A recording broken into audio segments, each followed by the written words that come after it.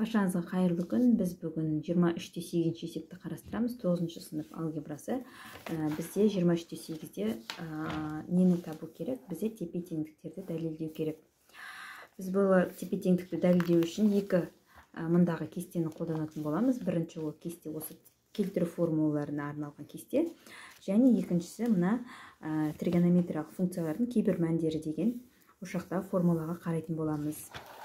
Біріншісін қарайық. Бізде берілген косинус квадрат 180 минус х плюс косинус квадрат 270 градус плюс х тең болады 1 бола ма дейді.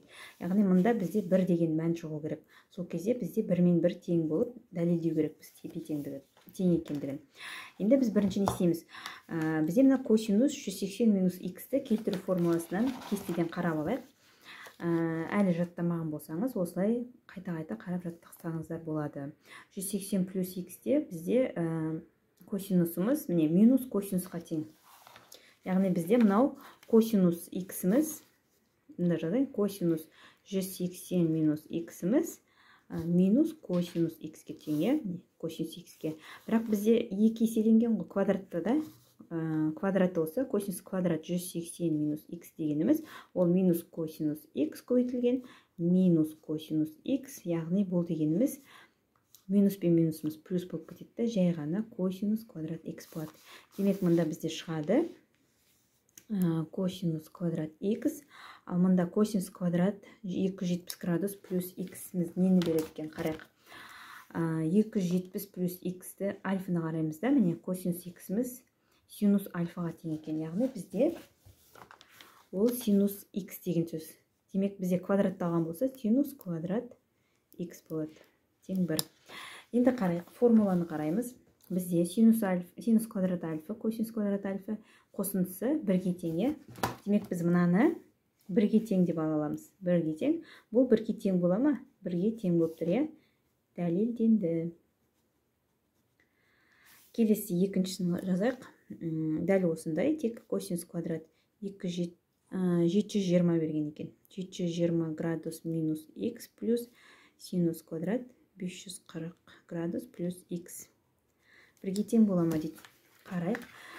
Келтіру формасына келтіріп алу үшін біз 90-ға, 180-ге, 270-ге немесе 360-ға келтіруіміз керек. Міне қарайық, кестеде бізде 90, 180, 270 немесе 360 деп тұр. Енді бізде 360-тан үлкен мән болғасын, біз мынаны былай жазаламыз. Косинус квадрат 2 көбейтілген 360 градус деп жазаламыз.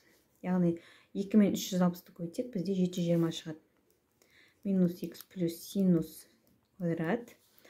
Бұл дегеніміз бізде 3 көбейтілген 180 градус плюс х деп аламыз. Енді қарайық, формула қарайық. Кестеге қараймыз. 360 минус х-міз косинуста неге тең? Косинусқа тең. Яғни мынаны біз косинус квадрат х дейміз. Синусымыз 180 плюс альфада. 180 плюс альфада синусымыз минус синусқа тең. Яғни жаңағындай минус пен минусымыз плюс болып кетеді. Плюс синус квадрат х болады. Дәл айтқанымды, жаңағы айтқандай косинус пен синустың квадраттарының қосындысы бізде 1-ге тең. Яғни 1 мен 1 тең болып тұр. Дәлелденді. Оқушылар, келесі бізде тангенс 2π минус х-ті көбейтеміз. Тангенс 3π бөлінген 2 минус х тең минус 1 ма дейді. Яғни бізде мына жердегі тригонометрияларымыздың көбейтіндісі минус 1-ге тең болу керек дәлелдеу үшін. Тағы да қараймыз кестемізге. 2π минус альфада тангенсіміз неге тең екен? 2π минус альфада тангенсіміз минус тангенс альфаға тең. Яғни минус жазамыз. Тангенс альфаның орнында бізде х тұр. Х-ке тең. 3π бөлінген 2 де неге тең екен, қарайық. 3π бөлінген 2 бізде минус па? Так, минус екен. 3π бөлінген 2 минус альфада бізде тангенсіміз котангенске тең. Яғни жазамыз котангенс альфаның орнында бізде х тұр. Х. Енді қарайық, бізде тангенс пен котангенстің көбейтіндісі неге тең? Енді жазылып тұр. Тангенс пен котангенстің көбейтіндісі 1-ге тең. Жазамыз. Минусымыз бар алдында, минус 1 тең болады минус 1. Екі жақта тең болды. Дәлелденді. Төртіншісі. Так, төртіншісі бізде котангенс 6π минус x'іміз көбейтілген котангенс 9π бөлінген 2 көбейту x'іміз минус 1-ге тең бола ма деп. Не істейміз? Тағы да келтіріп аламыз, иә. Бізде мында 2π болу керек, яғни 3 көбейтілген 2π минус x десек болады, иә. 3-те 2 көбейтсек 6 шығады. Котангенс. Мында не істейміз? Мында былай жазамыз. 9π бөлінген 2. 9-ды 2-ге бөлсек бізде 4-тен келеді. 4π қосылған пи бөлінген 2 десек. Ортақ бөлім келтірсек, мысалға 2 беріп та. Ортақ бөлім 2 8π қосылу пи 9π болады. Минус x дейміз да. Яғни біз мынаны бір жақша деп алайық альфаның орнына. Сонда мынаны қарайық. 2π минус x'імізде котангенсіміз кестемізді қарайық. 2 минус x'те неге тең котангенсіміз? Міне минус котангенс альфаға тең, яғни бізде минус котангенс x'ке тең екен. Көбейтілген.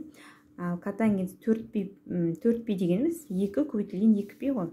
Мына жақта жазып қойын. 4π дегеніміз 2 көбейтілген 2π плюс альфа тұр ғой. Бізде мынау альфаның орнында тұр жақшаның ішіндегі. Яғни қараймыз. 2π плюс альфа котангенске тең. Яғни жазамыз. Котангенс альфаның орнында бізде мынау тұр. Пи бөлінген 2 минус x'іміз тұр. Келесі жазамыз минус котангенс x. Енді қараймыз. Пи бөлінген 2 минус x'те. Пи бөлінген 2 минус x'те котангенсіміз тангенске ауысады екен. Яғни мынау тангенс x болады. Яғни жаңа айтқандай тангенс пен котангенсің көбейтіндісі бізде 1-ді береді. Және минус 1-ге тең екен. Дәлелденді.